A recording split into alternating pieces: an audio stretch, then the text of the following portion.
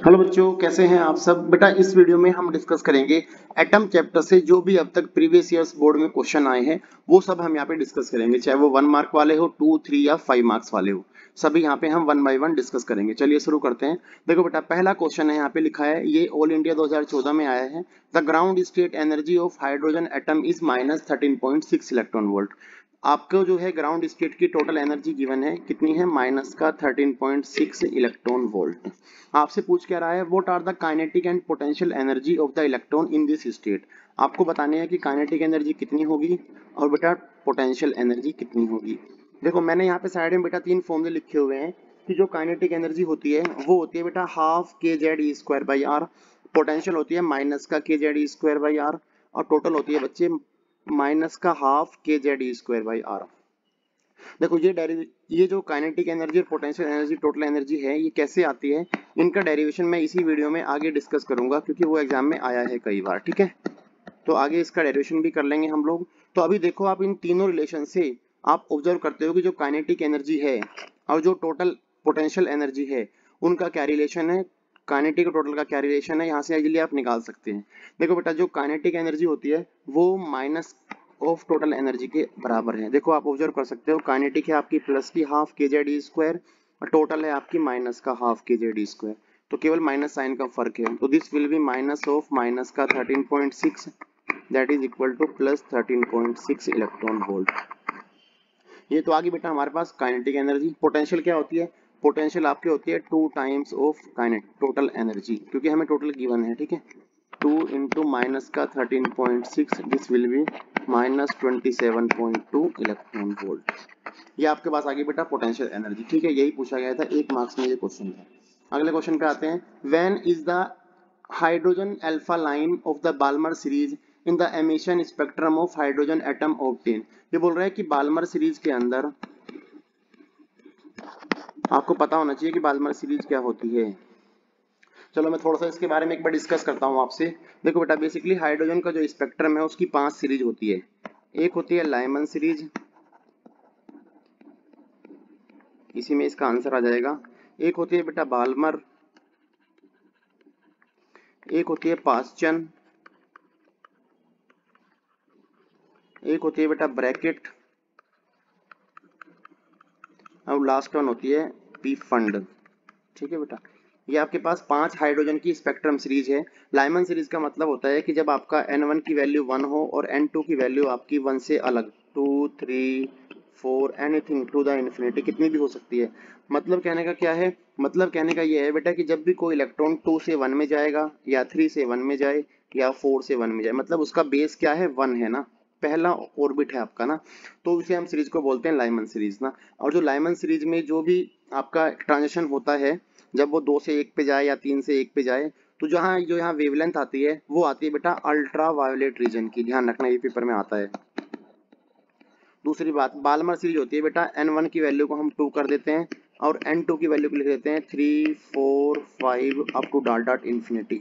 मतलब यहाँ पे क्या है, बेस आपका 2 है। इस बार इलेक्ट्रॉन कहाँ से आ रहा है, 3 से 2 में जा रहा है, 4 से 2 में जा रहा है, 5 से 2 में जा रहा है।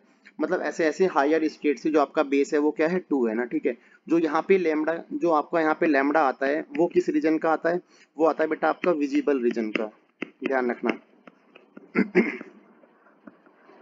तो लाइमन सीरीज किस में आती है, अल्ट्रावायलेट रीजन में। बाल्मर सीरीज आपकी विजिबल रीजन में। पास्चन में क्या होता है बच्चे, N1 की वैल्यू 3 और N2 की value 4, 5 up to dot dot ऐसे इन्फिनिटी तक ना। और जो ये आती है बेटा इंफ्रारेड। जो लास्ट की तीनों है ना, ये पास्चन, ब्रैकेट, पी फंड, वो तीनों आती है इंफ्रारेड रीजन के अंदर आएगी। ठीक है बेटा, मतलब जो इनकी वेवलेंथ होगी, जब यहाँ से इलेक्ट्रॉन एक से दूसरे में जाएगा ऑर्बिट में, तो आपकी जो एनर्जी निकलेगी वो किस वेवलेंथ की होगी, इंफ्रारेड रीजन की होगी। ठीक है, इसी तरह सेम ब्रैकेट में होता है N1 की वैल्यू 4, N2 की वैल्यू होगी बेटा 5, 6, 7 up to dot dot infinity. P fund में होता है N1 की वैल्यू 5 और N2 हो जाएगा बेटा क्या, 6, 7, 8 up to dot dot infinity. तो बेटा ये 5 जो है स्पेक्ट्रम सीरीज है हाइड्रोजन की। ठीक है, अब इस क्वेश्चन में क्या पूछा गया था, आपसे पूछा गया है कि हाइड्रोजन का अल्फा लाइन कब होगा एमिशन ना। अल्फा लाइन का मतलब होता है बेटा जब वो जस्ट एक ऊपर वाले स्टेट से नीचे में आएगा। मतलब जस्ट देखो बाल्मर यहाँ पे है ना, बालामर में क्या होता है, बेस तो आपका 2 है, तो इसका मतलब जब 3 से लेके वो 2 में आएगा ना, तो हम उस ट्रांजिशन को बोलते हैं अल्फा लाइन ट्रांजिशन, ठीक है। तो क्या होता है बेटा, हाइड्रोजन का अल्फा लाइन ट्रांजिशन का मतलब होता है कि जब वो थर्ड लोवेस्ट स्टेट से, जब वो अपना कहाँ पे आ जाएगा, सेकंड में आ जाएगा ना, क्योंकि बेस ही सेकंड है आपका बालमर का, ठीक है, उसे हम बोलेंगे कि जो हाइड्रोजन की वो अल्फा लाइन है। अगले क्वेश्चन पे आते हैं, what is the maximum number of spectral line emitted by A hydrogen atom. देखो बेटा मैं आपको एक फॉर्मूला बताता हूँ यहाँ पे कि नंबर ऑफ स्पेक्ट्रल लाइन निकालने का एक फॉर्मूला होता है, नंबर ऑफ स्पेक्ट्रल लाइंस। इसका फॉर्मूला होता है बेटा capital N is equal to N into N minus 1/2। Capital N क्या है, नंबर ऑफ स्पेक्ट्रल लाइन है, और जो N है वो क्या है बेटा, ऑर्बिट्स है आपके, मतलब स्टेट है आपकी ना। अब यहाँ पूछा गया है when it is in the third excited state. Third excited state का मतलब क्या है, थर्ड एक्साइटेड स्टेट का मतलब होता है बेटा N की वैल्यू कितनी है, 4 है। देखो एक्साइटेड का मतलब भी समझा देता हूँ मैं आपको, देखो यहाँ पे देखो बेटा, एक्साइटेड का मतलब होता है एक्साइटेशन एनर्जी होती है एक ना। एक्साइटेशन एनर्जी का मतलब है कि जब कोई इलेक्ट्रॉन ग्राउंड स्टेट से किसी भी हायर एक्साइटेड स्टेट में जाता है, मान लो ये आपका न्यूक्लियस है, ये आपका ग्राउंड स्टेट है, N की वैल्यू 1, ये 2, ये आपका 3, ये आपका 4 और ये 5, ये बेटा ऑर्बिट्स है ना। अब मैं क्या बता रहा हूँ आपको कि एक्साइटेड का मतलब क्या होता है कि जब कोई ग्राउंड स्टेट से, ग्राउंड स्टेट कौन सा है आपके 1 वाला, यहाँ से किसी भी उसमें जाता है, जैसे मान लो मैंने बोला फर्स्ट एक्साइटेड, इसका मतलब 1 से कहाँ गया, वो 2 पे गया, इसका मतलब N की वैल्यू 2 है। सेकंड एक्साइटेड, इसका मतलब 1 से कहाँ गया, वो 3 में गया, तो N की वैल्यू बेटा 3 है। थर्ड एक्साइटेड, इसका मतलब 1 से 4 में गया है, तो N की वैल्यू 4। फोर्थ एक्साइटेड का मतलब N की वैल्यू क्या हो जाएगी, 5। तो ऐसा नहीं है कि भाई यहाँ लिखा है थर्ड, इसका मतलब N की वैल्यू इतनी है, नहीं नहीं 3 नहीं है, वो क्या है 4 है बेटा, ठीक है। तो थर्ड एक्साइटेड का मतलब होता है ग्राउंड स्टेट से, इसका मतलब वो फोर्थ वाली ऑर्बिट में जा रहा है। यहाँ पे पूछा गया था नंबर ऑफ स्पेक्ट्रल लाइन, तो यहाँ पे आप निकाल दो सीधा, N की वैल्यू आपको गिवन ही है, 4 इंटू 4 में से गया 3/2, दिस विल बी 6। तो आपके पास क्या होगा, 6 स्पेक्ट्रल लाइन बनेगी आपकी एन, किस वाले केस में, जब वो इलेक्ट्रॉन कहाँ जा रहा हो, थर्ड एक्साइटेड स्टेट में जाएगा। तो अगले क्वेश्चन पे आओ, why is the classical theory, Rutherford का जो मॉडल है for an atom of electron orbiting around the nucleus not able to explain the atomic structure. वो बोल रहा है कि जो ऑर्बिटल थ्योरी है, ये जो रदरफोर्ड की थ्योरी है, वो एटॉमिक स्ट्रक्चर को जो है क्यों एक्सप्लेन नहीं कर पाई थी, क्योंकि बेटा देखो क्या था, जो क्लासिकल थ्योरी है, क्लासिकल थ्योरी या फिर रदरफोर्ड की थ्योरी के अकॉर्डिंग होता क्या है कि जब भी कोई इलेक्ट्रॉन एक ऑर्बिट में रिवॉल्व करता है तो क्या करता है, एनर्जी को रेडिएट करता है, तो वो बार बार एक्सेलरेट होगा, एक्सेलरेट होगा तो क्या होगा, वो एनर्जी एमिट करता है, और यदि वो एनर्जी एमिट करता है इट मीन्स क्या होगा, एक पॉइंट ऐसा आएगा, वो घूमते घूमते क्या होगा, धीरे धीरे उसकी रेडियस कम होनी शुरू हो जाएगी। देखो जैसे मान लो ये न्यूक्लियस है, ये एक इलेक्ट्रॉन का पाथ बना दिया मैंने ना, ये इलेक्ट्रॉन्स यहाँ पे मूव कर रहा है इस अपने ऑर्बिट में अपनी रेडियस पे ना। अब जैसे जैसे ये घूमेगा तो एक्सेलरेट हो रहा है, तो क्या होगा, इसकी एनर्जी खराब हो रही है ना, एनर्जी एमिट कर रहा है, तो होले होले क्या होगा कि इसकी जो रेडियस है वो धीरे धीरे कम होनी शुरू हो जाएगी। कम होते होते होते होते एक पॉइंट ऐसा आएगा, वो क्या करेगा, बीच में सेंटर में गिर जाएगा। तो इसका मतलब क्या है कि ये जो है स्टेबल नहीं है, ये स्टेबिलिटी ऑफ इलेक्ट्रॉन नहीं दिखा पा रहा है, ठीक है। ये होती है क्लासिकल थ्योरी। क्वेश्चन नंबर 5 पे आ जाओ बेटा, what is the ratio of the radius of orbit correspond to the first excited state. देखो फर्स्ट एक्साइटेड का मतलब हो गया N की value 2, and ground state, ground का मतलब बेटा क्या हो गया, N की वैल्यू 1 इन द हाइड्रोजन एटम। आपको रेशियो बताना है रेडियस का। तो बेटा देखो हमारे पास एक फॉर्मूला होता है, फिफ्थ क्वेश्चन, एक फॉर्मूला होता है R is equal to R naught N square, ये आपने सुना होगा, ठीक है। R हमारी रेडियस है, आर नॉट हमारा कांस्टेंट है, ग्राउंड स्टेट की जो एनर्जी होती है, जो रेडियस होती है ग्राउंड स्टेट वाली, ठीक है। आपसे इसका मतलब आपको साफ दिख रहा है, R जो है डायरेक्टली प्रोपोर्शनल टू क्या है, एन स्क्वायर है। आपसे पूछा गया है किसका, पहले फर्स्ट एक्साइटेड स्टेट है, इसका मतलब R2 मान लेते हैं इसे, डिवाइड बाई R1, ये क्या हो जाएगा बेटा, N2 अपॉन में N1 का स्क्वायर। N2 क्या है आपका, N की वैल्यू 4 है, 2 टू द 4 हो गया यहाँ पे, 2 का स्क्वायर 4, नीचे 1, तो इसका आंसर आ गया बेटा 4:1। तो ये आंसर है आपका इसका। क्वेश्चन नंबर 6 पे आते हैं। क्वेश्चन नंबर 6 क्या बोल रहा है, the radius of inner most electron orbit of A hydrogen atom is this.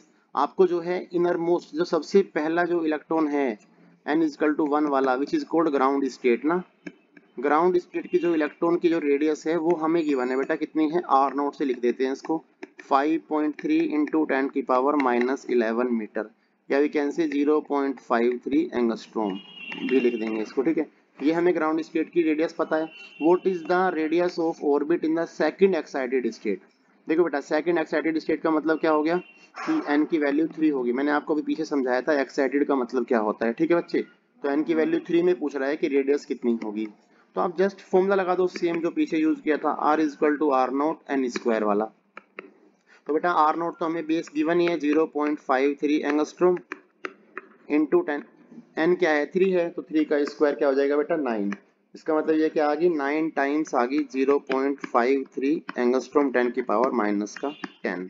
तो इसकी मल्टीप्लाई कर दो इसमें बच्चे, तो आर की वैल्यू कितना हो जाएगी 9 3 जा 27, 2 9 5 45 और 2 47, तो ये हो गया बेटा 4.7 इंटू 10 की पावर माइनस का 10 मीटर। ये आपकी रेडियस आ गई इसकी ना। अगले क्वेश्चन पे आओ, क्वेश्चन नंबर 7। क्वेश्चन नंबर 7 क्या बोल रहा है बेटा, write the expression for the Bohr's radius in hydrogen atom.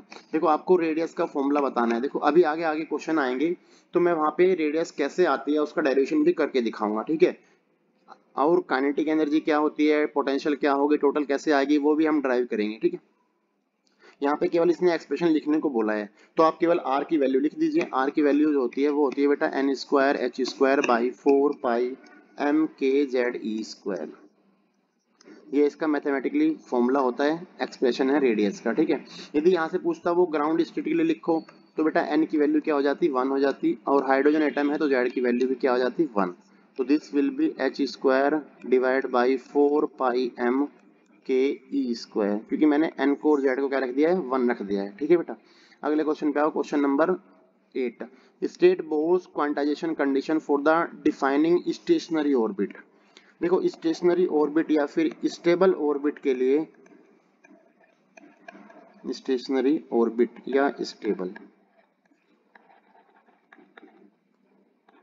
की जो सेकंड जो पोस्टुलेट होता है बोर्स का वो है आपका, इसे सेकंड पोस्टुलेट भी बोलते हैं या इसे क्वांटाइजेशन कंडीशन बोलते हैं। Quantization condition of angular momentum, condition of angular momentum, ठीक है, ऑफ इलेक्ट्रॉन ना। ये क्या बोलता है कि जो एंगुलर मोमेंटम होती है वो बेसिकली NH/2 होती है। मतलब यदि कोई इलेक्ट्रॉन आपका एक फिक्स ऑर्बिट में, स्टेबल ऑर्बिट में मूव कर रहा है तो उसकी एंगुलर मोमेंटम कितनी होनी चाहिए NH/2 होनी चाहिए। मतलब कि इंटीग्रल मल्टीपल ऑफ H/2 होना चाहिए एंगुलर मोमेंटम। सो आप क्या लिखेंगे कि for the stable orbit angular momentum of the revolving electron is the integral multiple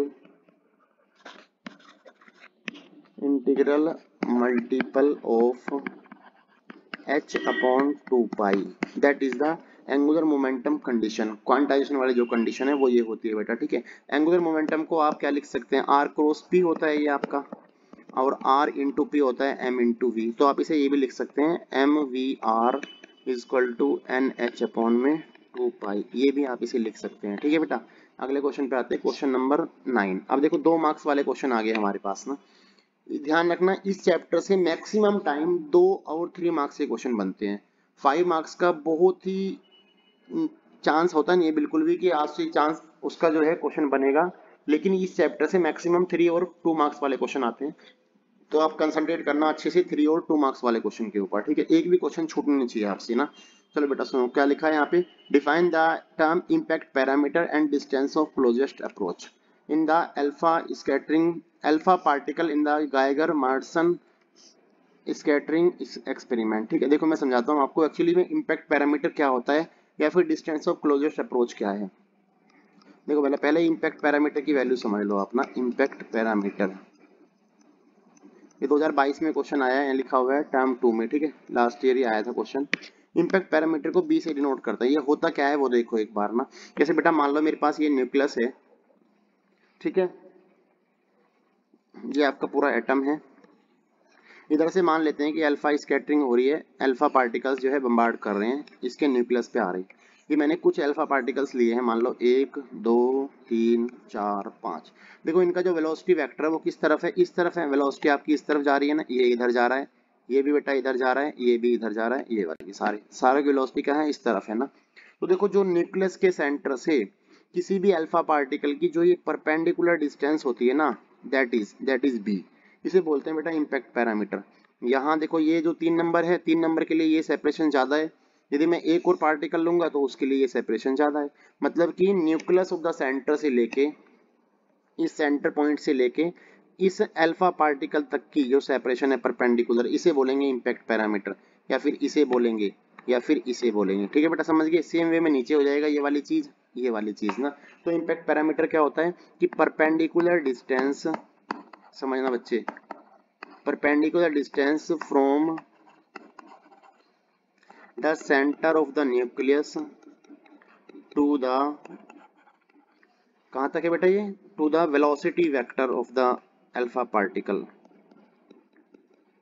velocity vector to alpha particle of alpha particle.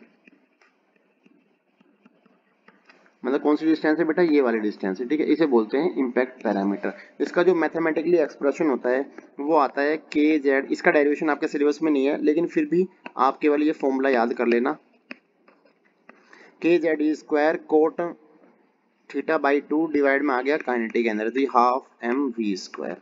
ठीक है बेटा, ये आपका मैथमेटिकली फॉर्मूला है इसका, किसका, इम्पैक्ट पैरामीटर का। एक और पूछा गया है यहाँ से आपको, क्लोजेस्ट अप्रोच क्या होती है ना। तो देखो बेटा, जब ये मैं इस पार्टिकल की बात करता हूँ, देखो ना, जैसे 2 नंबर की बात करते हैं पहले ना, जब 2 नंबर पार्टिकल यहाँ पे आ रहा है ऐसे ना, देखो जो यहाँ नया डायग्राम बना लेते हैं, ये आपका न्यूक्लियस है, यहाँ से आपके पार्टिकल आ रहे हैं, एक ये रहा बेटा, एक ये रहा, 3 मान लेते हैं, चलो 1 2 और 3 ना। देखो जब ये अल्फा पार्टिकल आ रहा है, जैसे ये यहाँ हुआ है, अल्फा के ऊपर चार्ज कितना होता है, 2 ऑफ इलेक्ट्रॉन होता है। जो न्यूक्लियस है, न्यूक्लियस पे चार्ज होता है बेटा Z इंटू ई। अब आपको पता है देखो दोनों के बीच में कुछ सेपरेशन तो है ना, मान लो R सेपरेशन है ये ना। तो यहाँ पे इन दोनों के बीच में एक फोर्स ऑफ रिपल्शन काम करेगा, जो कोलम्बिक फोर्स होता है। क्या होता है, K Q1 Q2 by R square, क्योंकि बोथ आर पॉजिटिव, तो क्या करेगा, जो न्यूक्लियस है इसको भगा देगा यहाँ से ना। यदि मैं एक और यहाँ पे 4th नंबर पार्टिकल मानता हूँ, देखो 4th नंबर के लिए सेपरेशन ज्यादा है, जितनी ज्यादा सेपरेशन होगी उतना फोर्स कम लगेगा रिपल्शन का ना।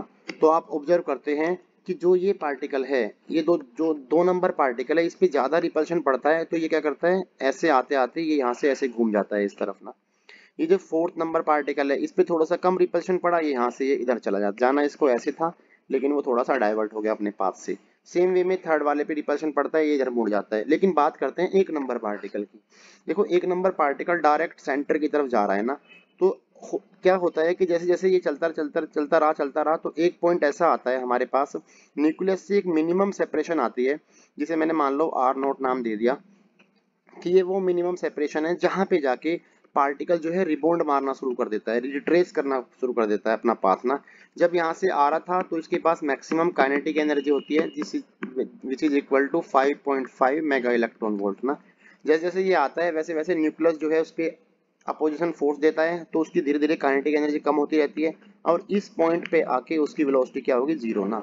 तो ये जो मिनिमम सेपरेशन है जहां से पार्टिकल अपने पाथ को रिट्रेस कर लेता है, उस पॉइंट को बोलते हैं, उस सेपरेशन को बोलते हैं बेटा डिस्टेंस ऑफ क्लोजेस्ट अप्रोच। तो आप यहाँ से उसे लिख सकते हैं, डिस्टेंस ऑफ क्लोजेस्ट अप्रोच क्या होती है, डिस्टेंस ऑफ क्लोजेस्ट अप्रोच, कि that is the minimum separation, minimum distance या separation from centre of the nucleus to a point from which alpha particle retrace its path। ठीक है बेटा, जिस point से वो क्या करेगा, अपने पाथ को वापस रिबाउंड कर लेता है ना, उस मिनिमम सेपरेशन को बोलते हैं R0। इसकी वैल्यू आती है बेटा, आगे जाके बताऊंगा कैसे आती है, 41.3 फर्मी। ठीक है, फर्मी का मतलब होता है 10 की पावर माइनस का 15 मीटर ना। ये हो गया पहला पार्ट इसका। देखो बेटा दूसरे पार्ट में क्या पूछा गया है, what will be the value of impact parameter for the scattering angle theta is equal to 0 और थीटा इज इक्वल टू 180। देखो मैंने इसका इम्पैक्ट पैरामीटर का फॉर्मूला पहले यहाँ पे लिखा हुआ है। यदि मैं यहाँ पे आपको इसकी बी की वैल्यू बताऊं, देखो पहला केस देखना, if theta is equal to 0 degree, theta zero होते ही बेटा यहाँ पे कोट थीटा जीरो आ गया। कोट जीरो की वैल्यू कितनी होती है? कोट जीरो बेटा इन्फिनिटी होता है, इसका मतलब पूरा का पूरा टर्म क्या बन जाएगा? इन्फिनिटी। सो बीटा क्या आ गया आपका? इन्फिनिटी। दूसरा केस देखो, यदि मैं बोलूं थीटा की वैल्यू बेटा कितनी है? 180 डिग्री है। 180 डिग्री आते ही बी कितना हो जाएगा? देखो यहाँ पे आप वैल्यू डालेंगे 180 डिवाइड बाई 2 90 डिग्री आ गया। और कोट 90 होता है बेटा कितना? जीरो। इसका मतलब पूरा टर्म क्या बन गया? जीरो बन गया। तो that is the answer of second part ना। तो यदि थीटा जीरो होगा तो बेटा बीटा क्या रहेगा? इन्फिनिटी रहेगा।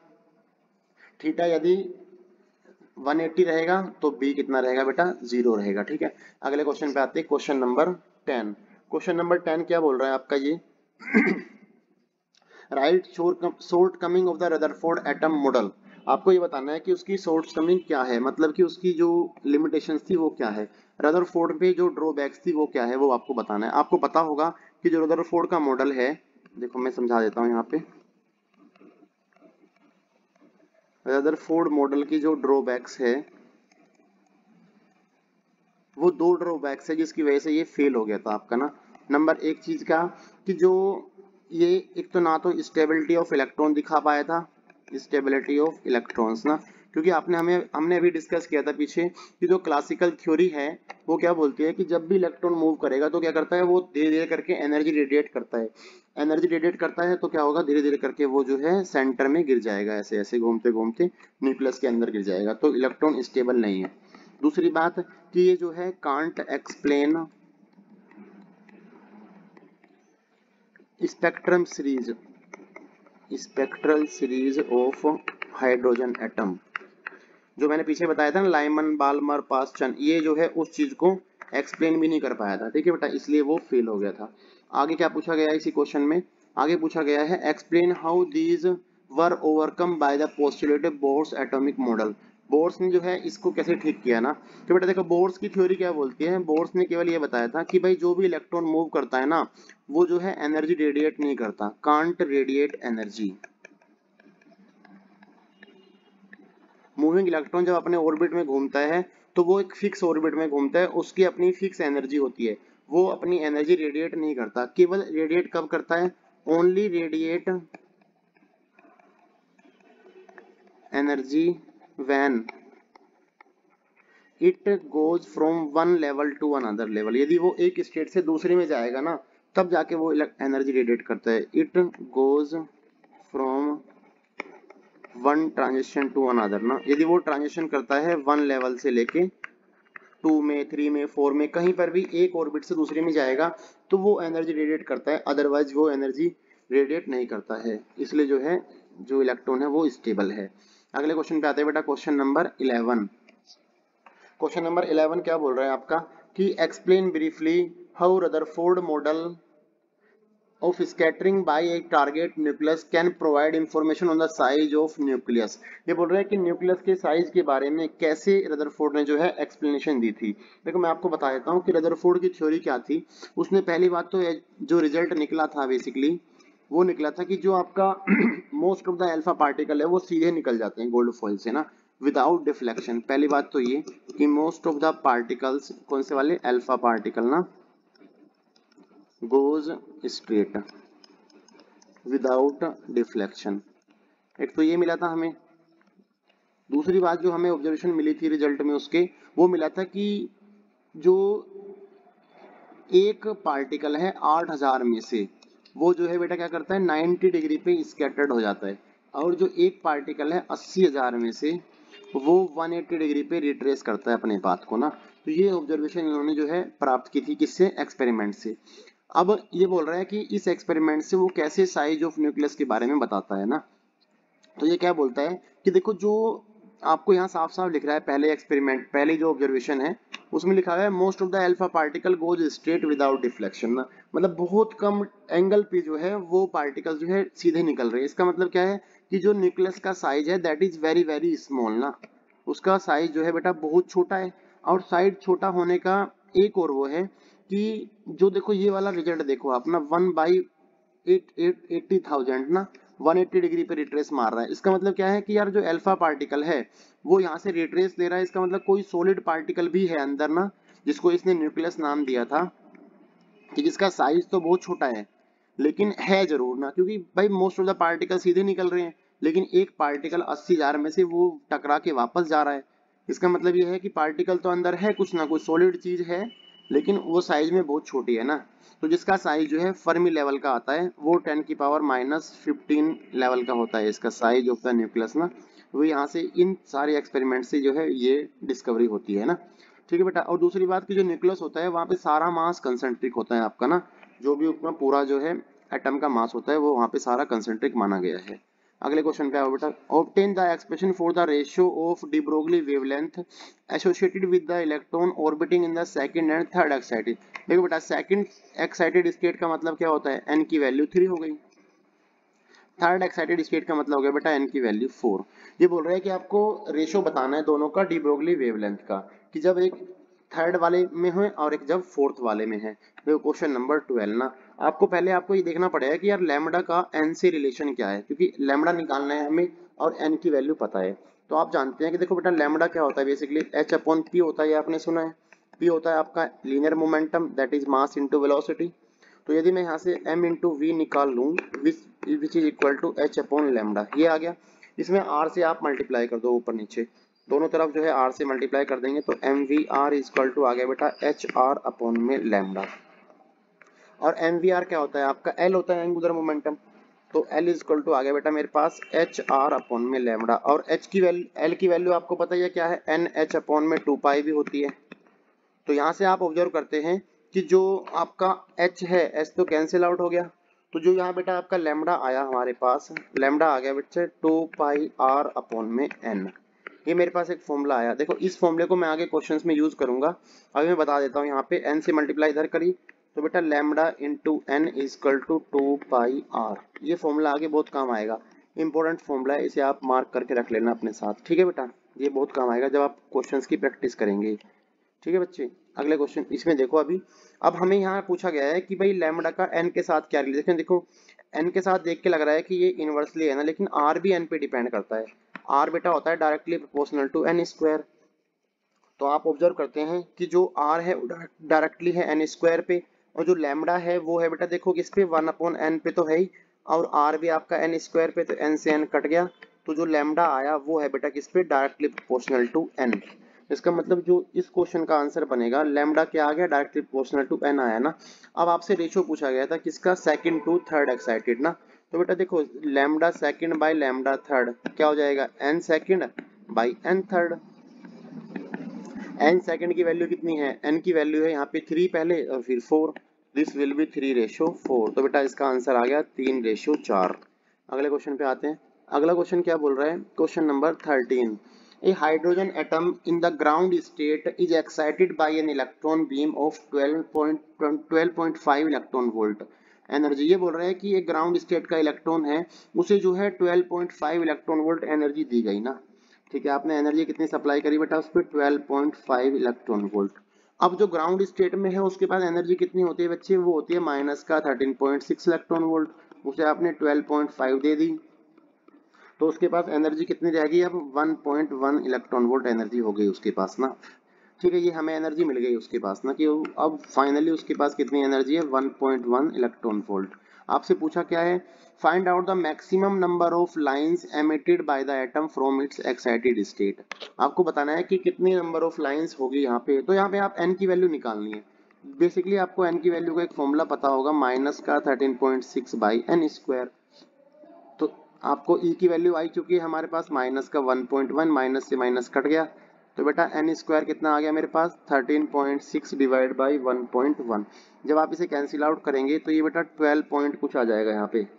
तो जो एन की वैल्यू है वो नियर अबाउट कितनी आ जाएगी बेटा, 3 आ जाएगी ना। तो इसका मतलब नंबर ऑफ ट्रांजेक्शन जो है वो कितनी है, 3 है। इसका आंसर क्या हो जाएगा, 3 हो जाएगा। ये क्वेश्चन हो गया 13 नंबर ना। ठीक है बेटा, 14 क्वेश्चन पे आते हैं। Question number 4, state Bohr's quantisation condition for the angular momentum. ये बेटा हम बता चुके हैं, पहले से बात कर चुके हैं कि जो एल है वो क्या होता है, एन एच अपॉन 2 पाई होता है, कि वही स्टेबल ऑर्बिट में घूमेंगे जिनका एंगुलर मोमेंटम इंटीग्रल होगा एच अपॉन 2 पाई का। Calculate the shortest wavelength of Brackett series. देखो मैं एक आपको यहाँ एक चार्ट वो बता रहा हूँ, एक चीज ध्यान रखना बेटा आप इसमें ना। देखो शॉर्टेस्ट और लॉन्गेस्ट के लिए ना, शॉर्टेस्ट वेवलेंथ कहीं पूछा जाए आपसे ना, शॉर्टेस्ट वेवलेंथ और कहीं आपसे लॉन्गेस्ट वेवलेंथ पूछा जाए तो करना क्या होगा। देखो देखो बेटा, लैम्बडा जो है ई पे डायरेक्टली होता है कि इनवर्सली होता है। देखो ई होता है बेटा एच सी बाई लैम्बडा ना, तो जो आपका एनर्जी होता है वो होता है 1/लैम्बडा। मतलब जितना ज्यादा लैम्बडा होगा उतनी एनर्जी कम होगी ना। तो यहाँ देखो शॉर्टेस्ट वेवलेंथ का मतलब हो गया कि एनर्जी ज्यादा, लैम्बडा कम है तो एनर्जी मैक्सिमम है, तो यहाँ हो गया मैक्सिमम एनर्जी वाला ये पार्ट ना। शॉर्टेस्ट वेवलेंथ मतलब मैक्सिमम एनर्जी और लॉन्गेस्ट वेवलेंथ मतलब मिनिमम एनर्जी आपकी ना। पहली बात तो ये हो गई, समझ में आ गया होगा। फिर आपको शॉर्टेस्ट वेवलेंथ निकालनी कैसे है किसी भी चीज की। जैसे मान लो मैं लाइमन की बात करता हूँ, देखो बेटा लाइमन सीरीज में क्या होता है कि n1 की वैल्यू हम 1 लेते हैं और n2 हम लेते हैं बेटा 2 3 4 up to dot dot infinity, ठीक है, हम ये लेते हैं ना।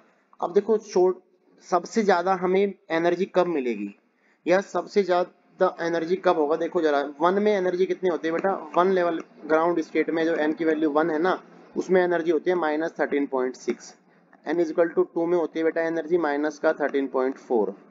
n इक्वल टू 3 में एनर्जी होती है माइनस का 1.5। n इक्वल टू 4 के लिए एनर्जी होती है बेटा -0.8। n इक्वल टू 5 में एनर्जी होती है बच्चे -0.5।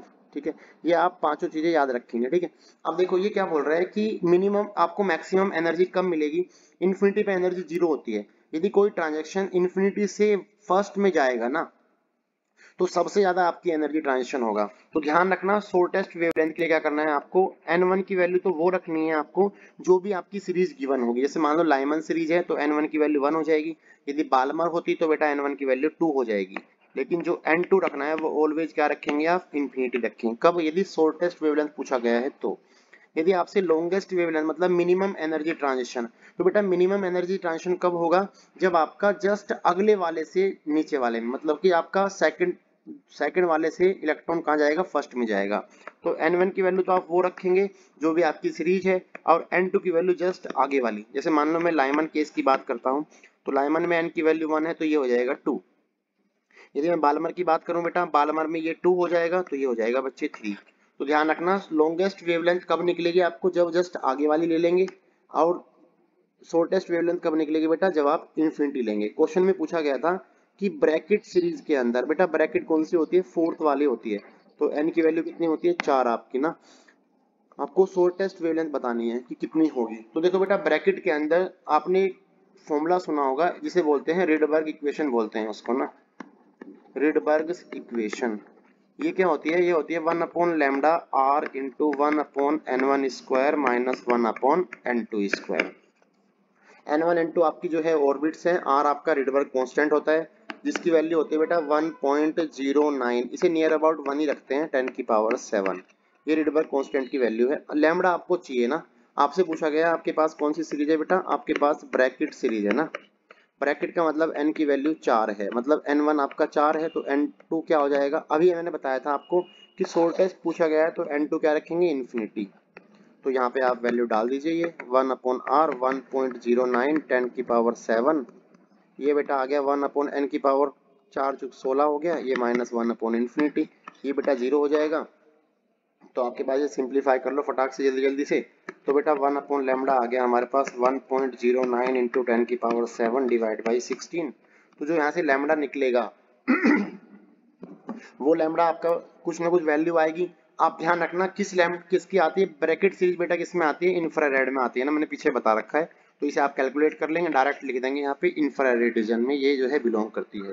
क्वेश्चन में पूछा गया हो तो देखो यहाँ पे लिखा है state to which part of the electromagnetic spectrum does it belongs ना, इसका मतलब कौन से में, IR रीजन में ये बिलोंग करती है। अगले क्वेश्चन पे आते हैं, क्वेश्चन नंबर 15। इस क्वेश्चन को नीचे कर लेते हैं थोड़ा सा क्योंकि ये हमें ऊपर जाना पड़ रहा है बार बार। ठीक है बेटे, क्वेश्चन नंबर 15 क्या बोल रहा है आपसे कि calculate the orbital period of the electron in the first excited state of the hydrogen atom. आपको टाइम पीरियड निकालना है, मतलब 2019 में आया बेटा क्वेश्चन ये। तो टाइम पीरियड आपको कैलकुलेट करना है कि जब वो कहाँ पर है, फर्स्ट एक्साइटेड स्टेट। इसका मतलब n की वैल्यू क्या है बेटा, हमारे पास 2 है आपके पास ना। ठीक है, आपको इलेक्ट्रॉन का जो है टाइम पीरियड कैलकुलेट करना है।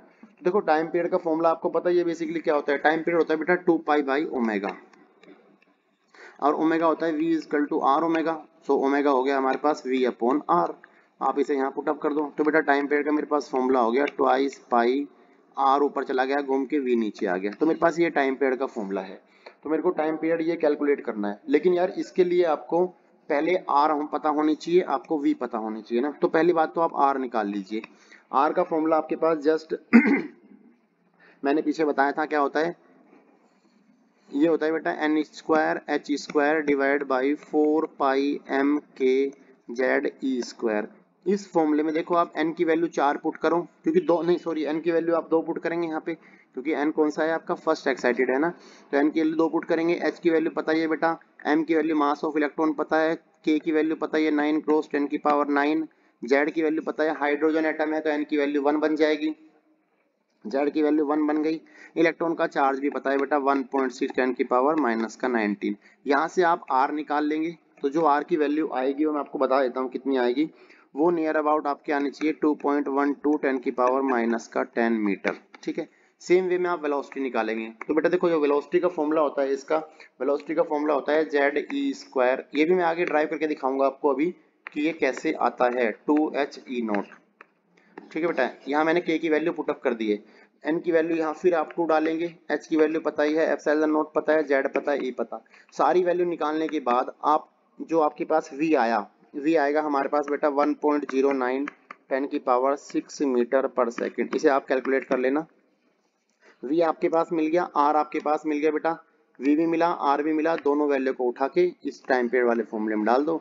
तो जो आपका आंसर आ जाएगा वो आपका आएगा बेटा 1.2 इंटू 10 की पावर माइनस 15 सेकेंड्स। ठीक है बेटा, इसे आप चेक कर सकते हैं। ये 2019 में क्वेश्चन आया 2 नंबर में। अगले क्वेश्चन पे आते हैं, क्वेश्चन नंबर 16। क्वेश्चन नंबर 16 क्या बोल रहा है, क्वेश्चन नंबर 16 बोल रहा है बेटा find out the wavelength of the electron orbiting in the ground state of hydrogen atom. मतलब आपका n की वैल्यू क्या गिवन है, 1 है ना आपके पास। तो आपको उस n1 जब इलेक्ट्रॉन फर्स्ट ऑर्बिट में घूम रहा है तो लैम्डा की वैल्यू बतानी है।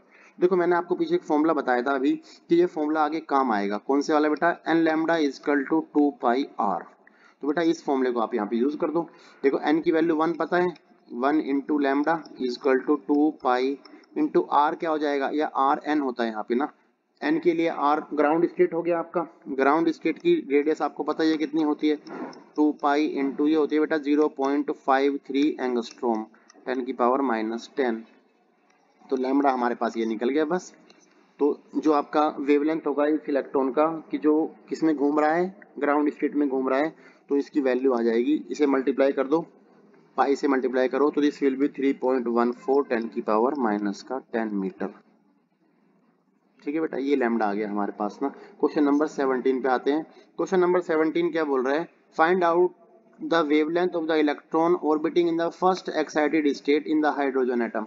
आपको जो है इस बार लैम्डा निकालना है, लेकिन जब वो कहाँ घूम रहा हो, फर्स्ट एक्साइटेड में। इसका मतलब n की वैल्यू कितनी हो जाएगी, 2। ये भी बेटा सेम ही क्वेश्चन है, बिल्कुल टू द पॉइंट। सीधा ये वाला फॉर्मूला यूज करना है, N lambda equal to 2 pi R N वाला। तो इस बार क्या करेंगे आपको क्या चाहिए, रेडियस वेवलेंथ चाहिए ना, तो एन की वैल्यू 2 हो गई हमारे पास। तो 2 into lambda equal to 2 into pi into R N क्या होता है, आर एन का फॉर्मूला होता है बेटा आपका आर नॉट एन स्क्वायर। देखो आर नॉट तो आपको पता ही है 0.53 एंगस्ट्रॉम, ये ग्राउंड स्टेट की हो गई। एन की वैल्यू यहाँ 2 गिवन है, 2 2 जा 4। तो बेटा इसकी वैल्यू होगी आपके पास 5 इंटू 0.53। यहाँ से आप इस फॉर्मूले से आप इजीली लैम्डा कैलकुलेट कर सकते हैं, जो कि आपका आना चाहिए 6.28 10 की पावर माइनस का 10 मीटर। ठीक है बच्चे, क्वेश्चन नंबर 18 क्वेश्चन क्या बोल रहा है, ए 12.5 electron volt beam is used to excite a gaseous hydrogen atom at room temperature. Determine the wavelength. Lambda आपको कैलकुलेट करना है, corresponding and the corresponding series of the lines emitted. ठीक है, आपको ये बताना है कि आपके पास जो एनर्जी है वो कितनी है, 12.5 इलेक्ट्रॉन वोल्ट है। ठीक है बेटा, ये आपको गिवन है, आपको लैम्डा फाइंड आउट करना है कि लैम्डा आपका क्या होगा। तो आप इजिली यहाँ से E equal to H C by lambda वाला फॉर्मूला लगा दो यहाँ पे, एच सी बाई लैम्डा। तो लैम्डा क्या हो जाएगा बेटा, एच सी अपॉन में ई। h की वैल्यू पता ही है 6.67 10 की पावर माइनस का 34 इंटू सी होता है बेटा 3 इंटू 10 की पावर 8 डिवाइड में आ गया ई हमें गिवन है बेटा 12.5 इलेक्ट्रॉन वोल्ट 1.6 10 की पावर माइनस का 19। इसे आप सिंप्लीफाई करेंगे तो बेटा ये जो लैम्डा आएगा यहाँ पे ये लैम्डा आपका आना चाहिए कितना, ये आपका 992 एंगस्ट्रॉम। तो जिस भी ये रीजन में लाई करती होगी वो आप लिख देंगे यहाँ पे। 992 किस में आती है बेटा, लाइमन सीरीज में आती है ये ना। तो ये जो है किसकी है, लाइमन सीरीज की वेवलेंथ है, जो हमारी किसकी है, अल्ट्रा वायलेट रीजन वाली है। क्वेश्चन नंबर 19 पे आ जाओ। क्वेश्चन नंबर 19 बेटा 2016 में आया है। ये क्या बोल रहे हैं कि the shortest wavelength limits for the Lyman series of the hydrogen spectrum is this. इसमें आपको लैम्डा गिवन है, देखो 19वें क्वेश्चन में लैम्डा की वैल्यू आपको पता है 913.4 एंगस्ट्रॉम। ठीक है बेटा। शॉर्टेस्ट वेवलेंथ है, इसका मतलब क्या है, शॉर्टेस्ट का मतलब होता है कि जो n1 की वैल्यू लाइमन के लिए 1 है और n2 की वैल्यू क्या है, इन्फिनिटी है, इन केस ऑफ लाइमन ना, क्योंकि यहाँ लाइमन में ही वेवलेंथ गिवन है। तो यहाँ से आप इसकी एनर्जी निकाल लेंगे। तो एनर्जी का फॉर्मूला आपको पता है क्या होता है, वही hc बाई लैम्डा वाला। लैम्डा आपके पास है ही, hc की वैल्यू डालेंगे यहाँ पे, लैम्डा की वैल्यू 913.4 डालेंगे, 10 की पावर -10, तो बेटा एनर्जी निकलेगी आपकी। तो आपकी ये जो एनर्जी आएगी वो कितनी आएगी, वही 13.54 इलेक्ट्रॉन वोल्ट आ गई आपकी एनर्जी है। ठीक है बेटा। आगे पूछा क्या गया इसमें, calculate the short wavelength limit for the Balmer series in hydrogen spectrum. आपको इस बार बाल्मर का मतलब होता है n की वैल्यू कितनी है, 2 है ना, और ये भी शॉर्टेस्ट वेवलेंथ है ना। तो शॉर्टेस्ट का मतलब फिर से n2 की वैल्यू, n1 की वैल्यू 2 है बेटा, और n2 की वैल्यू क्या हो जाएगी, इन्फिनिटी हो जाएगी। तो ये पूछ रहा है कि इसमें लैम्डा कितना होगा। तो यहाँ पे भी आप सेम वे में n की वैल्यू पहले एनर्जी कैलकुलेट कर लेंगे उसकी, क्योंकि बाल्मर के लिए बाल्मर सीरीज में n की वैल्यू बेटा 2 है। यहाँ से आप एनर्जी निकाल लेंगे, एनर्जी क्या हो जाएगी, वही hc बाई लैम्डा।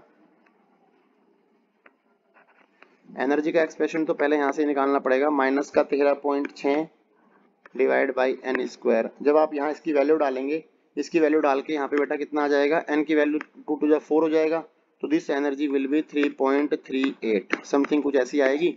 इसे आपने यहाँ डाला एनर्जी को, तो यहाँ से लैम्डा निकलेगा, लैम्डा आ जाएगा बेटा आपके पास hc अपॉन में e आ गया। तो h की वैल्यू पता है बेटा, c की वैल्यू पता है, और e की वैल्यू हमारे पास आ चुकी है 3.38। तो जो है लैम्डा आ जाएगा आपका, वो आएगा 3.65 एंगस्ट्रॉम। ये इस क्वेश्चन का आंसर 2016 में आया था ये सवाल। ठीक है बेटा। मतलब बेसिकली इसका कोई यूज नहीं है, देखो इसमें ना जो लाइमन वाला पार्ट गिवन था उसको कोई यूज नहीं है, केवल और केवल यूज क्या है, बस केवल वो निकालने के पर्पज से कि भाई E equal to hc by lambda वाला यूज करना है बस। ठीक है। क्वेश्चन नंबर 20 पे 2016 में क्वेश्चन आया 20वां नंबर क्वेश्चन क्या बोल रहा है बेटा, ये बोल रहा है कि the ground state energy of the hydrogen atom is this, minus का 13.6 है। If an electron makes a transition from -1.51 electron volt से, इलेक्ट्रॉन कहाँ जा रहा है, माइनस का 3.4 इलेक्ट्रॉन वोल्ट में जा रहा है। ठीक है बेटा। Calculate the wavelength of the spectral line emitted. Lambda आपको बताना है और उसका नाम भी बताना है कि आपका कौन सा स्पेक्ट्रम सीरीज जो है इससे बिलोंग करता है। देखो आप पहले देखो ट्रांजिशन कितना हो रहा है, तो जो एनर्जी का चेंज आ रहा है वो कितना आ रहा है, ये आ रहा है बेटा 1.51 से लेके इलेक्ट्रॉन जा रहा है माइनस का 3.4 में। तो जो उसकी एनर्जी ट्रांजिशन आ गई वो बेटा कितनी आ रही है, 1.89 इलेक्ट्रॉन वोल्ट। इतनी एनर्जी आ गई ना। अब इससे आप लैम्डा निकाल लो सीधा, E equal to hc by lambda से। E इक्वल टू हो गया बेटा hc बाई लैम्डा, तो ये डेल E हो जाएगा हमारे पास। तो लैम्डा की वैल्यू आ गई बच्चे hc अपॉन में डेल E। तो h की वैल्यू बेटा पता ही है आपके पास 6.6 इंटू 10 की पावर माइनस का 34। E C की वैल्यू पता है बेटा 3 इंटू 10 की पावर 8 डिवाइड में डेल E हमारे पास बच्चे आ गया 1.89 10 की पावर माइनस का इलेक्ट्रॉन वोल्ट है। तो ये माइनस का 16 1.6 से मल्टीप्लाई कर देंगे। जब आपको लैम्डा कैलकुलेट करोगे तो बेटा ये आएगा 656 नैनोमीटर। और ये किस सीरीज में आएगी, ये आपकी बाल्मर की आती है। ठीक है। ये आपको चार्ट याद होना चाहिए, जो इलेक्ट्रोमैग्नेटिक वेव्स वाला चैप्टर नहीं है 8th चैप्टर, उसमें आपका ये पूरा चार्ट है। ठीक है बेटा, वेवलेंथ और किसका, फ्रीक्वेंसी का चार्ट। अगला क्वेश्चन देखो, क्वेश्चन नंबर 21। क्वेश्चन नंबर 21 क्या बोल रहा है, state Bohr's postulate of the hydrogen atom that gives the relationship for the frequency of the emitted photon in the transition. ये बोल रहा है कि आपको वो पोस्टुलेट बताइए कि जिसमें आपका ट्रांजिशन का जो जिक्र आता है फ्रीक्वेंसी का ना। तो मैं आपको बता देता हूँ बेसिकली, पहले एक बार नीचे कर लेते हैं, इस बार नीचे वाले क्वेश्चन को दब गया है। हाँ जी बेटा देखो ये क्या बोल रहा है, ये बोर्स का थर्ड पोस्टुलेट है बेसिकली ना। ये क्या बोलता है कि जब भी इलेक्ट्रॉन का ट्रांजिशन होगा, मान लो एक ये n की वैल्यू 1 है और ये बेटा ऑर्बिट है n इक्वल टू 2 वाला ना, यदि कोई इलेक्ट्रॉन हायर एनर्जी से लोअर में आता है तो it radiate energy in the form of photons ना। तो ये बोलता है कि जो आपकी एनर्जी होती है हमारी, जो भी आपकी इनिशियल है और जो फाइनल है, इनिशियल माइनस फाइनल जो है वो एच न्यू के बराबर होता है या फिर एच सी बाई लैम्डा के बराबर होता है। दैट इज द, इसे फ्रीक्वेंसी पोस्टुलेट भी बोलते हैं, फ्रीक्वेंसी कंडीशन बोलते हैं बेटा इसकी बोहर्स की, ध्यान रखना, ठीक है। तो ये इस क्वेश्चन का आंसर है कि जो बोहर्स का पोस्टुलेट है कौन सा है वो, कि जब भी कोई इलेक्ट्रॉन एक एनर्जी लेवल से दूसरे में जाता है तो वो जो है फोटॉन्स की फॉर्म में एनर्जी क्रिएट निकालता है, ठीक है। क्या होता है, initial minus final is equal to H nu. अगले क्वेश्चन पे आओ, क्वेश्चन नंबर 22। क्वेश्चन नंबर 22 क्या बोल रहा है बेटा, an electron jump from the fourth to first orbit in the atom ना, आपका एन की वैल्यू 4 है इस बार ना, और फर्स्ट ऑर्बिट एन की वैल्यू 1, 4 से 1 में आ रहा है। How many maximum number of spectral line can be emitted by the atom. ये डायरेक्टली आप स्पेक्ट्रल लाइन वाले फॉर्मूले से निकाल सकते हैं कि जो मैंने पीछे बता रखा है, n इंटू एन माइनस 1/2। तो n की वैल्यू 4 है बेटा, 4 इंटू 3/2, ये कट गया, हमारे पास कितनी आ गई, 6 आ गया, ठीक है। तो नंबर ऑफ जो स्पेक्ट्रल लाइन है वो कितनी है, to which series which these corresponds ना, आपको बताना है ये जो है कौन सी सीरीज से कोरस्पॉन्डिंग करती है, मतलब लाइमन, बाल्मर, पास्टन, किससे ना। तो आप देखो 6 नंबर ऑफ लाइंस आई है हमारे पास, ठीक है। स्पेक्ट्रल लाइन की वैल्यू आ गई हमारे पास कितनी है बेटा, 6। तो आप इसे बना लो, क्या है 4 में है वो ना, एन की वैल्यू यहाँ 1 है, ये 2, ये 3 और ये बेटा 4 यहाँ पे है ना। वो देखो 4 से कहाँ जाएगा, वो 4 से 3 में आ सकता है, 4 से 2 में, 4 से 1 में, फिर यहाँ बेटा 3 से 2 में, 3 से 1 में और 2 से 1 में। देखो आप देख रहे हैं यहाँ मैक्सिमम जो लाइन्स है वो कहाँ आ रहा है, 1 में आ रहा है ना बेस में। उसका मिनिमम बेस क्या है, बेस n की वैल्यू 1 है ना, इसका मतलब ये है कि वो क्या है, लाइमन सीरीज वाली है ये ना, क्योंकि n की वैल्यू जो 1 होती है, n1 वो किस में होता है, मिनिमम लाइमन में ही होता है 1 ना, अदरवाइज बालमर में 2 होती है मिनिमम और उसमें आगे जाके फर्दर बढ़ती रहती है, ठीक है बेटा। तो इसका आंसर क्या है, लाइमन सीरीज है ये ना, और कितनी लाइंस निकलेगी, 6 आएगी। Question number 23, calculate the de Broglie wavelength of the electron orbiting in the n equal to 2। ये देखो बेटा ये क्वेश्चन पहले हम कर चुके हैं, n की वैल्यू 2 गिवन है यहाँ पे ना, आपको लैम्डा कैलकुलेट करना है इसमें। तो आपको लैम्डा की वैल्यू बतानी है जब आपको n की वैल्यू गिवन है 2। तो पहले आपको देखो n की वैल्यू से एनर्जी निकालनी पड़ेगी, क्योंकि आपको पता है एनर्जी क्या होती है, एनर्जी होती है हमारे पास माइनस का 13.6 बाई एन स्क्वायर, ये आपका फॉर्मूला होता है। n की वैल्यू आपने यहाँ डाली 2, दिस विल बी माइनस का 13.6/4। तो जो एनर्जी आ गई हमारे पास वो आ गई बेटा हमारे पास 3.4 इलेक्ट्रॉन वोल्ट, मतलब कि जो आपका इलेक्ट्रॉन n इक्वल टू 2 में घूम रहा है उसकी एनर्जी कितनी है, 3.4 है।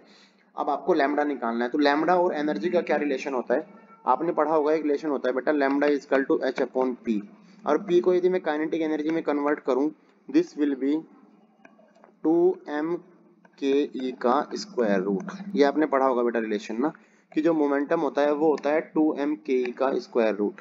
अब देखो h की वैल्यू आपको पता ही है, 6.6 इंटू 10 की पावर माइनस का 34 divide by 2 into mass of electron डाल दीजिए, आपको पता होगा 9.1 10 की पावर माइनस का 31 इंटू काइनेटिक एनर्जी हम निकाल चुके हैं यहाँ से 3.4 इलेक्ट्रॉन वोल्ट, इलेक्ट्रॉन 10 की पावर माइनस का 19, ये आ गया बेटा।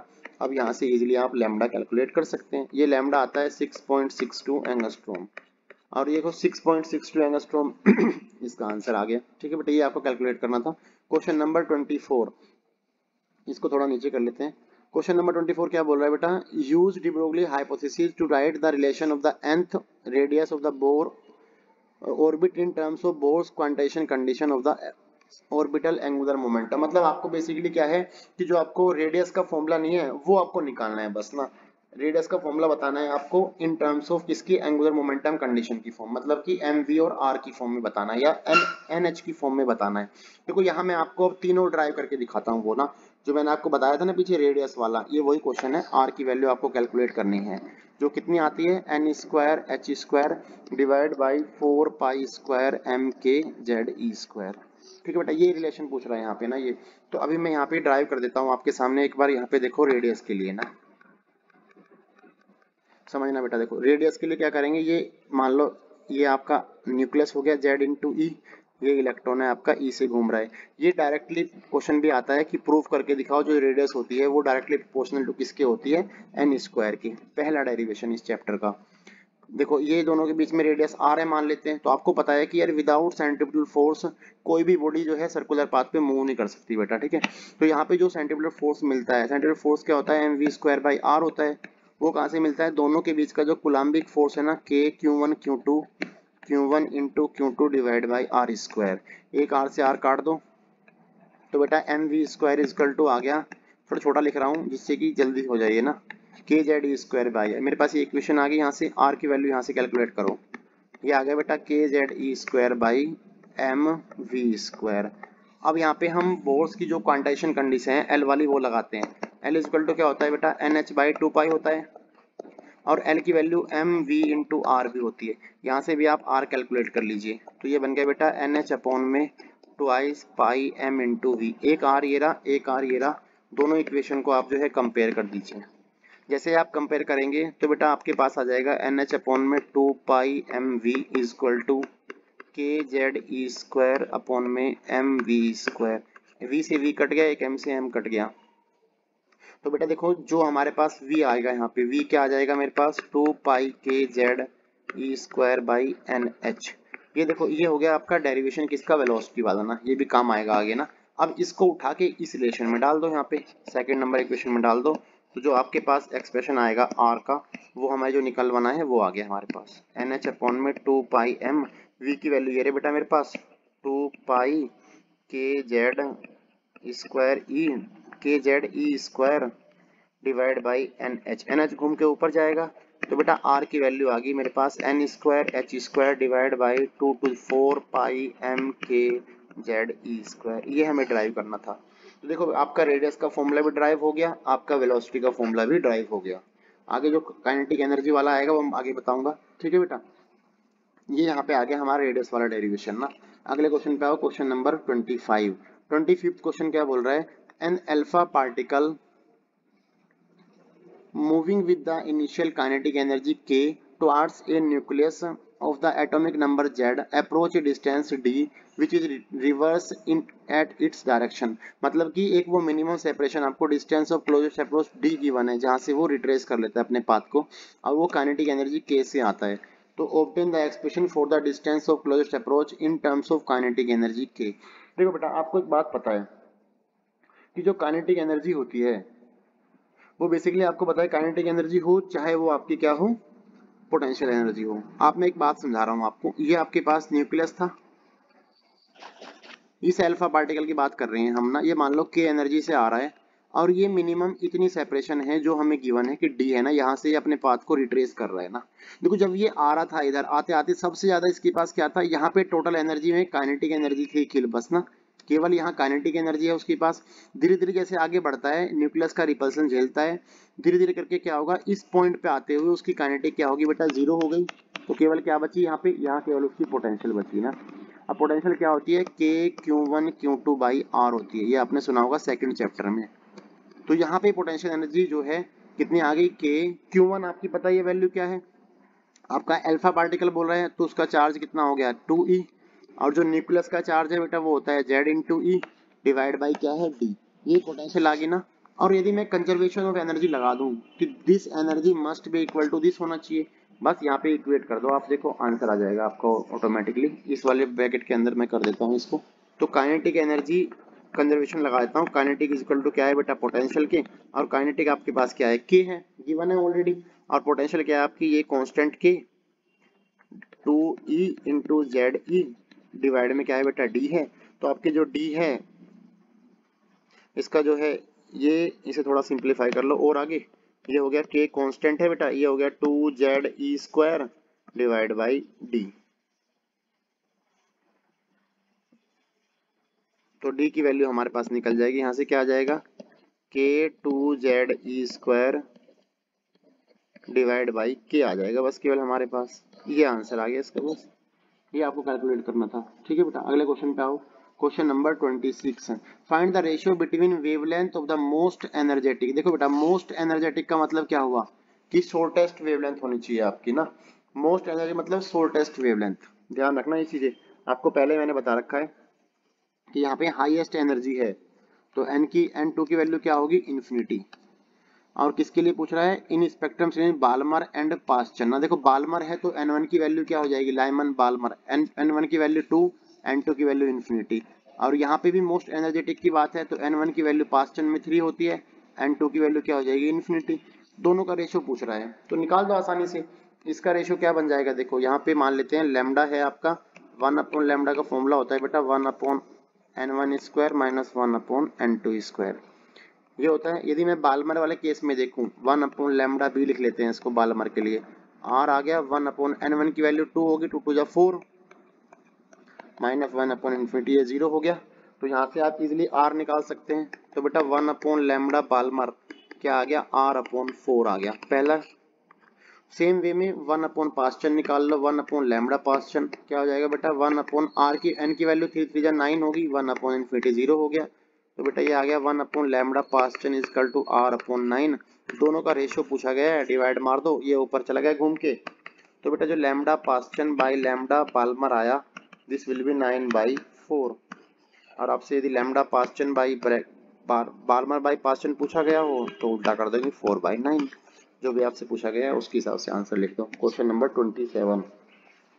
क्वेश्चन नंबर 27 क्या बोल रहा है बेटा, calculate the shortest wavelength of the Balmer series spectrum in the Balmer series. देखो शॉर्टेस्ट वेवलेंथ सी में अपने आप कर लेंगे इसको, अपना बाल्मर में है आपको पता है, फिर डिस्कस कर चुका हूँ पीछे ना। क्वेश्चन नंबर 28 पे आओ।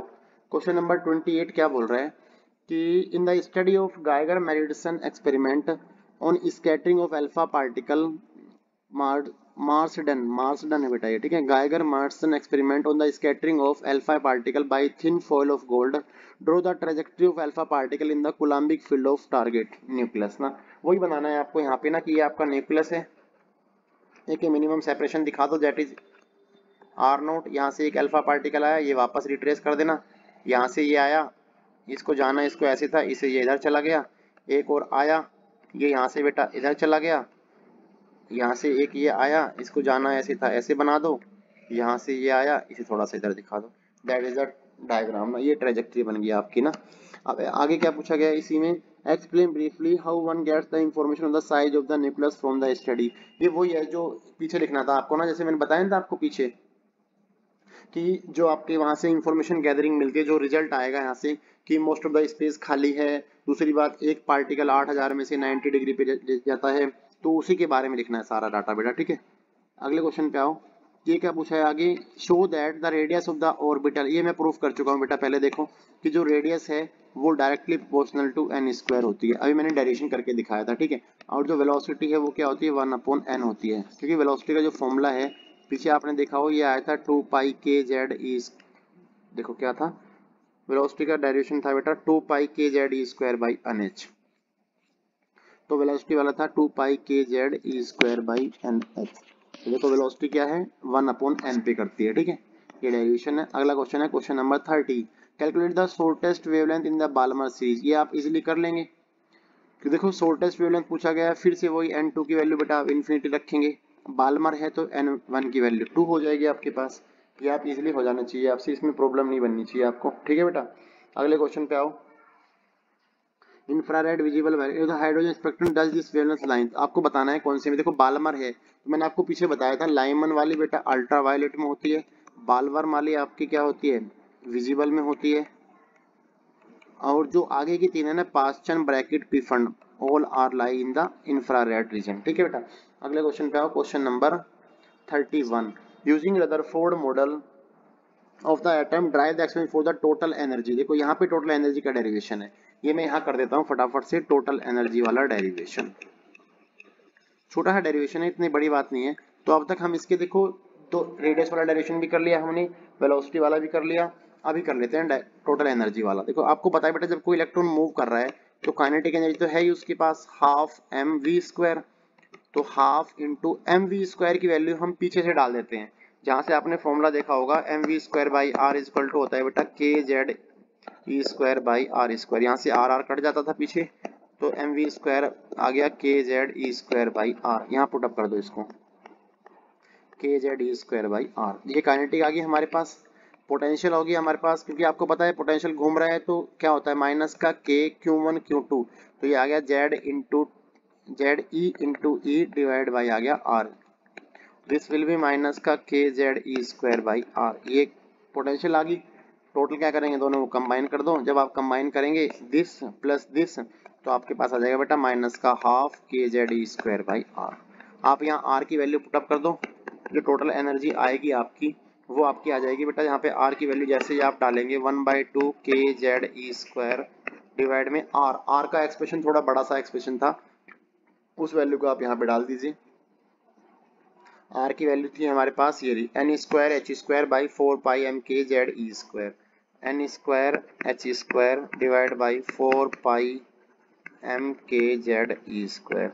जब ये घूम के ऊपर जाएगा एन स्क्वायर एच स्क्वायर नीचे रह जाएगा, तो टोटल एनर्जी आ जाएगी 2 से 2 कट गया, ये आ गया बेटा 2 pi M K square Z square E power 4 divide by N square H square.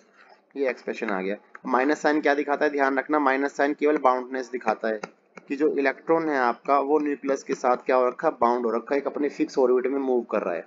कई बार पूछ लेते, देखो इस क्वेश्चन में पूछा गया है नेगेटिव साइन सिग्निफिकेंस क्या होता है, तो केवल क्या दिखाता है कि जो इलेक्ट्रॉन है क्या है बेटा, वो बाउंड है न्यूक्लियस के साथ में ना, डन। और यहाँ पे आप देख रहे हैं जो एनर्जी है, टोटल एनर्जी वो इनवर्सली होती है 1/n स्क्वायर के, ये भी ध्यान रखना। अगले क्वेश्चन पे आओ, क्वेश्चन नंबर 32। ये क्या बोल रहा है बेटा, ये बोल रहा है using Bohr's postulate of the hydrogen atom, try the experiment for the radius of the electrons and obtain expression of Bohr radius। देखो बेटा ये सेम हम कर चुके हैं पहले ना, कि जो आपकी रेडियस का फॉर्मूला निकालना है, r की वैल्यू आई थी हमारे पास n square H square divide by 4 pi M K Z E square. ये आपका डेरिवेशन करना है, उसके बाद बोर्स रेडियस निकालनी है। इसका मतलब n की वैल्यू 1 डालनी है ग्राउंड स्टेट के लिए ना, तो ग्राउंड स्टेट की रेडियस कोई बोलते हैं बोर्स स्टेट रेडियस ना। तो आप जब r की वैल्यू यहाँ पे n की वैल्यू 1 डालेंगे, z की वैल्यू 1 डालेंगे, तो जो ये आएगा आपके पास 0.53 एंगस्ट्रोम आ जाएगा। ठीक है बच्चे, अगले क्वेश्चन पे define ionisation energy of the define ionisation energy बतानी है आपको। तो आपको पता है आयोनाइजेशन एनर्जी क्या होती है कि बेटा वो एनर्जी जिससे कोई भी इलेक्ट्रॉन जो है अपने ऑर्बिट छोड़ दे, बस बेसिकली ना, मतलब अपना इलेक्ट्रॉन जो बाउंडनेस है वो छोड़ दे, उसे बोलते हैं minimum energy required to remove the most loosely bound electron, मतलब इलेक्ट्रॉन जो है अपने वहां से निकल जाए। How would the ionisation energy change when electron in the hydrogen atom is replaced by a particle of mass 200 times that of the electron but have the same charge. देखो ये बोल रहा है कि आयोनाइजेशन एनर्जी पे क्या फर्क पड़ेगा, कब यदि आप जो है 200 मास कर दे, उसका जो पार्टिकल है उसका रिप्लेस कर देते हैं उसको 200 टाइम्स मास से, लेकिन चार्ज आपका सेम रहे। आपको पता है बेटा देखो एनर्जी जो है किस पे डिपेंड करती है, डायरेक्टली प्रोपोर्शनल होती है किसके ऊपर, मास के ऊपर ना, लेकिन चार्ज पे भी करती है, लेकिन चार्ज इसने सेम बोला है, जितना मास बढ़ेगा उतनी उसी रेशियो में आपकी एनर्जी बढ़ जाएगी। तो इसका मतलब एनर्जी भी कितनी हो जाएगी आपकी, 200 टाइम्स हो जाएगी आपकी। ठीक है बेटा, अगले क्वेश्चन पे आओ, question number 34। The ground state of hydrogen atom it's bore radius is given by 5.3 इतने 10, ये हमें गिवन है आर की वैल्यू ना कि 0.53, जिसे हम एंगस्ट्रॉम लिखते हैं 10 की पावर माइनस का 10 मीटर। ठीक है बेटा, ये गिवन है। The atom is excited such that the radius becomes इतनी, इस बार आपको रेडियस जो है कितनी हो गई है, आपकी रेडियस बढ़ के मान लो ये R1 थी ग्राउंड की, R2 कितने हो गया है 21.2 इंटू 10 की पावर माइनस का 11 मीटर, इतनी हो गई ना। Find the value of the principal quantum number, आपको n की वैल्यू फाइंड करनी है, and total energy of the atom in this excited state, आपको E की वैल्यू भी निकालनी है। देखो बेटा ये नॉर्मल सी वैल्यू है ना, आप बेसिकली एन आर का जो फॉर्मूला होता है ना, आर के directly proportional to N square होता है, तो आप आर और एन का कंपेयर कर दो बस, तो R1 बाई R2 क्या हो जाएगा, N1 बाई N2 का स्क्वायर हो गया। तो N1 तो ग्राउंड स्टेट बोल ही रखा है पहले से, 1/n, N2 को 1n मान लेते हैं, इक्वल टू R1 की वैल्यू बेटा आपके पास गिवन है 5.3 10 की पावर माइनस 11 या फिर 0.53 एंगस्ट्रोम, 21.2 10 की पावर माइनस का 11, ये काटा पीटी कर लो, तो यहाँ से बेटा n जो आएगा हमारे पास वो कितना आ जाएगा, 2 आ जाएगा। ठीक है, तो n की वैल्यू निकल गई। आपसे एनर्जी पूछा गया है, तो एनर्जी का एक्सप्रेशन और आता है आपको माइनस का 13.6 बाई एन स्क्वायर, ये आपकी एनर्जी आती है। यहाँ minus 13.6 by N square, N की जगह 2 टू 2 4, ये कट के कितनी आ जाएगी आपके पास, माइनस का 3.4 इलेक्ट्रॉन वोल्ट आ जाएगी एनर्जी आपकी। ठीक है बेटा, अगले क्वेश्चन पे explain in the briefly Rutherford model can't account for the stability of atom. ये देखो बेटा, ये नॉर्मल फिर वही क्वेश्चन आ गया कि भाई क्यों नहीं कर पाया था, क्योंकि वो आपको पता ही है, क्योंकि वो क्या नहीं दिखा पाया था कि भाई जो इलेक्ट्रॉन मूव कर रहा है वो क्या करता है, अकॉर्डिंग टू किसके, क्लासिकल थ्योरी के, इलेक्ट्रॉन्स जो है धीरे धीरे करके अपनी एनर्जी रिड्यूस करता है। एनर्जी रिड्यूस करेगा तो क्या होगा बेटा, उसकी रेडियस में कमी आएगी, रेडियस में कमी आएगी तो क्या होगा, वो जो है जाके कहाँ गिर जाएगा, न्यूक्लियस के अंदर गिर जाएगा। तो बेटा देखो, ये थे हमारे सेकंड 2 मार्क्स वाले टोटल क्वेश्चन, यहाँ खत्म हो गए हैं। अगली वीडियो में मैं आपको इसके थर्ड और फिफ्थ मार्क्स वाले जितने क्वेश्चन बनेंगे 3 नंबर और 5 नंबर के, वो हम डिस्कस करेंगे। थैंक यू सो मच, आज के लिए इतना ही काफी है। और बेटा ज्यादा से ज्यादा वीडियो को शेयर किया करो, ठीक है। Thank you.